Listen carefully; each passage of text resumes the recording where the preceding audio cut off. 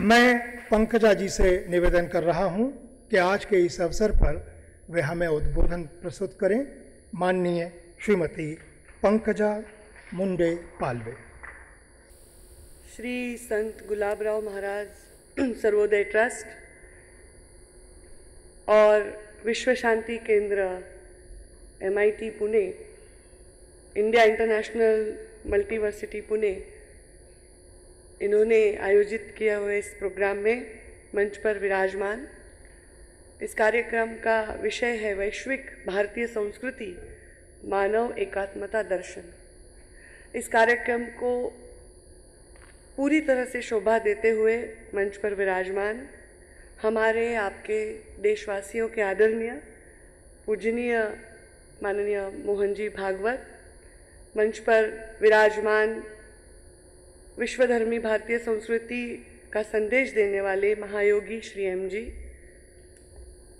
जिन्होंने विज्ञान को अलग माध्यम से सबके सामने रखा और अध्यात्म से विज्ञान को जोड़ने का नया प्रयोग करने की जो काम कर रहे हैं वो डॉक्टर विजय भटकर जी, मंच पर विराजमान नारायण मोहर जी, जिन्होंने मुझे यहाँ बुलाया और मुझे इतना सम्मान दिया जो बहुत आदरणीय है। आज मेरे लिए वो ज्येष्ठ मार्गदर्शक है डॉक्टर विश्वनाथ करार जी, मंच पर विराजमान राहुल करार, रमेश करार, स्वाति करार, उपस्थित सर्व मान्यवर और यहाँ उपस्थित सर्व विचारवान, सबको सबसे पहले मैं नमस्कार करती हूँ। मेरा उल्लेख झांसी की रानी की तरह किया गया। जब इस कार्यक्रम में मैं आई और सबका उद्बोधन मैं सुन रही थी तब मुझे समझा कि मुझे झांसी की रानी क्यों बुलाया गया है, क्योंकि इस कार्यक्रम में मैं यहाँ होना सबके थोड़ा सा विषय भुएं ऊपर चली गई कि पंकजा क्या बात करेगी, ये तो बहुत छोटी है, या फिर ये वैश्विक मानवता के बारे में, संस्कृति के बारे में इतने बड़े मंच पर विराजमान, इतने अनुभवी, मुझसे उम्र में, मुझसे अनुभव में, मुझसे ज्ञान में सबसे बेहतर लोग यहाँ बैठे और उसमें मैं आकर अपना उद्बोधन कर रही हूँ। इसी को झांसी की रानी कहा जा सकता है कि मैं कुछ तो नया प्रयोग कर रही हूँ, बिना डरे, बिना सहमे। और मैं चाहती हूँ कि अपने देश के युवक भी इन चीज़ों से अपने आप का लगाव बढ़ाएंगे तो वो विज्ञान और ज्ञान में और ताकतवर होंगे और इस देश को आगे बढ़ाएंगे। आज मानव एकात्मता का विषय है और विषय ये है कि प्रज्ञाचक्षु समन्वय महर्षि श्री संत गुलाबराव महाराज के जीवन शताब्दी महोत्सव के साथ ये विषय जोड़ा गया है। वैश्विक भारतीय संस्कृति के बारे में यहाँ बात हो रही है, कल उद्घाटन हुआ है।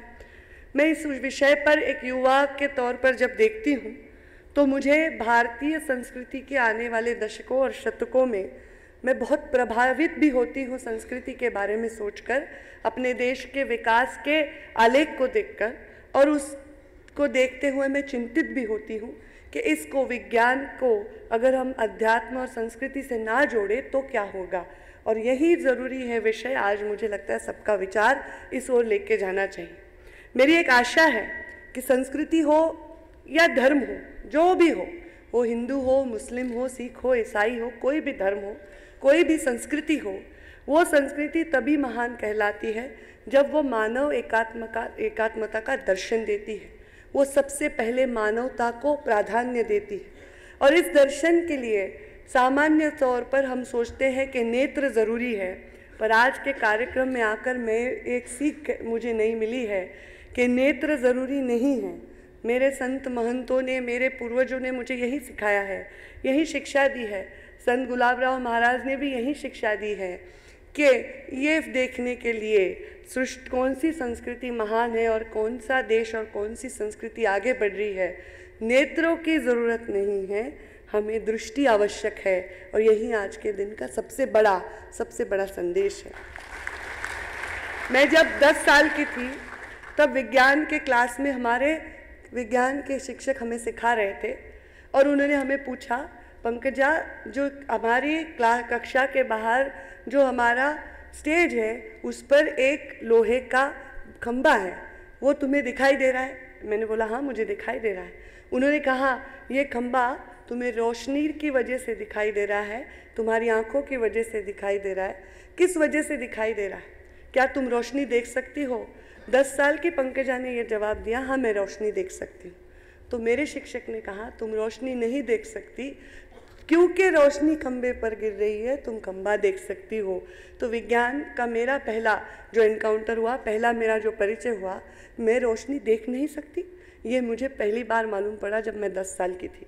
इसका मतलब यही है कि अंधेरे में रोशनी हो तो नेत्र देख सकते हैं, पर अगर अंधेरे में देखना है तो नेत्रों की आवश्यकता नहीं, दृष्टि होनी चाहिए। अंधेरे को काट कर देखने के लिए हमें जो दृष्टि चाहिए, वो दृष्टि हमें अध्यात्म देता है। नेत्र ये साइंस है, नेत्र विज्ञान है, क्योंकि हमारे नेत्र एक वैज्ञानिक आविष्कार है, पता नहीं किसका। जैसे हमारे आज शरीर है, मैं हमेशा सोचती हूँ इस शरीर को ऐसे किसने बनाया?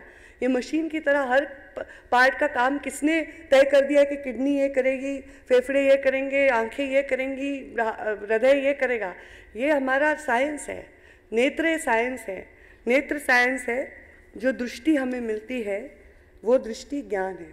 मतलब नेत्र विज्ञान है, दृष्टि ज्ञान है, और बिना दृष्टि के जो ज्ञान मिलता है वही अध्यात्म है, और वो बहुत पावरफुल है, बहुत शक्तिशाली।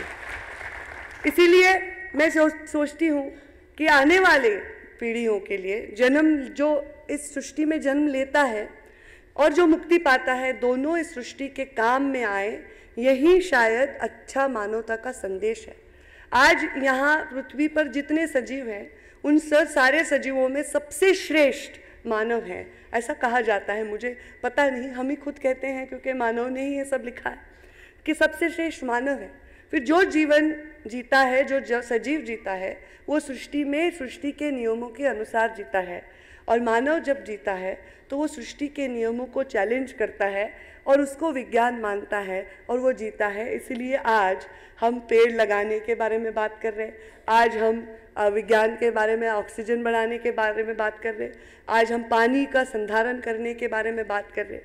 इसीलिए मैं सोच रही हूँ कि अगर सृष्टि में जन्म लेने वाला फिर वो हर सजीव जैसे सृष्टि के हर नियम का पालन करता है, वैसे मानव क्योंकि सबसे श्रेष्ठ है, वो अगर सृष्टि के नियमों का पालन करे और उसका सम्मान करे, विज्ञान और मानवता का दर्शन हर क्षण हमें होने की ज़रूरत, महसूस होने की ज़रूरत नहीं होगी। हमें हर क्षण विज्ञान और मानवता का एकात्म दर्शन होगा, क्योंकि विज्ञान रोज़ जन्म लेता है, रोज़ एक नया आविष्कार होता है, रोज़ एक नया संशोधन होता है।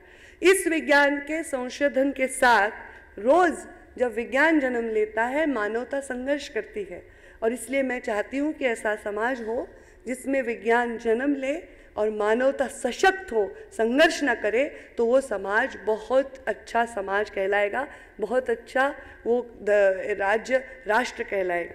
इसलिए राष्ट्र धर्म कोई एक जाति का मक्तेदारी नहीं है, राष्ट्र धर्म कोई एक जाति एक धर्म की नहीं। हर जाति के खून वही रंग के हैं, हर जाति वही गुणसूत्रों से हर इंसान बना है, पर वो हम क्यों बोलते हैं ये मेरे खून में नहीं है? ये क्योंकि हम संस्कारों की बात करते हैं। जो अदृश्य है वो गुणसूत्रों में नहीं है, जो हमारे रक्त में नहीं है। हम सबका रक्त लाल है, हम सब में वही हैं, सबके शरीर वही हैं, सबकी जो स्ट्रक्चर है वो भी वही है, पर हम अलग क्यों कहलाते हैं? क्योंकि हम संस्कारों से अलग कहलाते हैं, और यही संस्कार हमें शक्ति देते हैं। राष्ट्र धर्म ये कोई अलग धर्म नहीं है।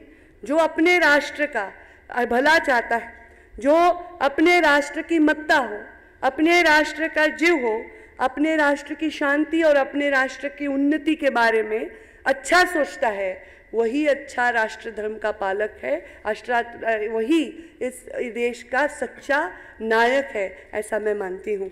और इसीलिए अपनी संस्कृति को विज्ञान के साथ जोड़कर, विज्ञान के साथ, ज्ञान के साथ, अध्यात्म के साथ जोड़कर एक अच्छा देश और एक सशक्त देश, एक सशक्त समाज बनाने का दायित्व आज युवाओं का है। और युवाओं को ये लगता है कि हम मॉडर्न हैं, इसका मतलब हम इन चीज़ों में ना ध्यान देकर हम मॉडर्न चीज़ों की बात करें।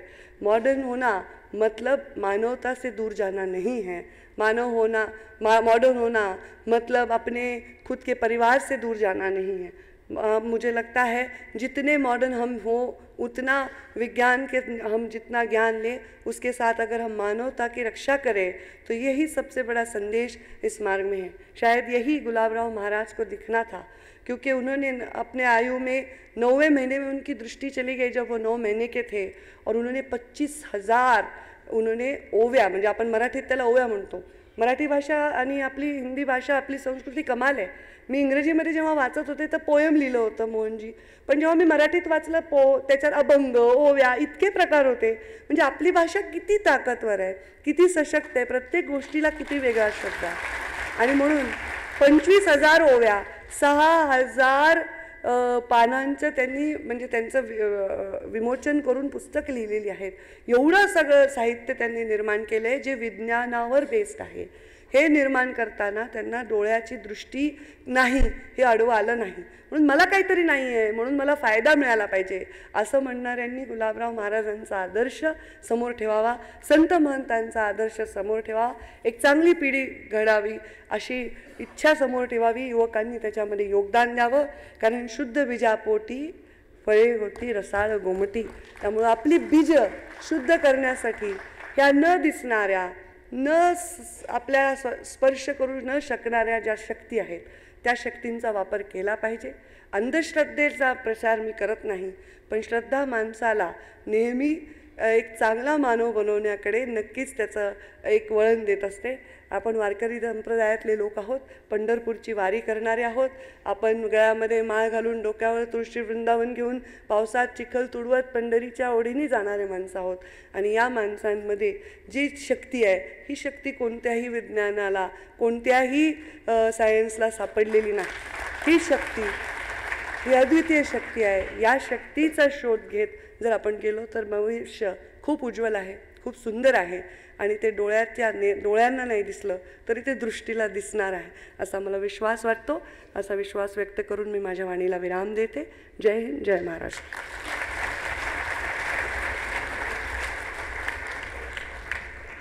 दिखन में छोटी लगे पर असर करे भरपूर, ये प्रमाणित कर दिया पंकजा जी ने।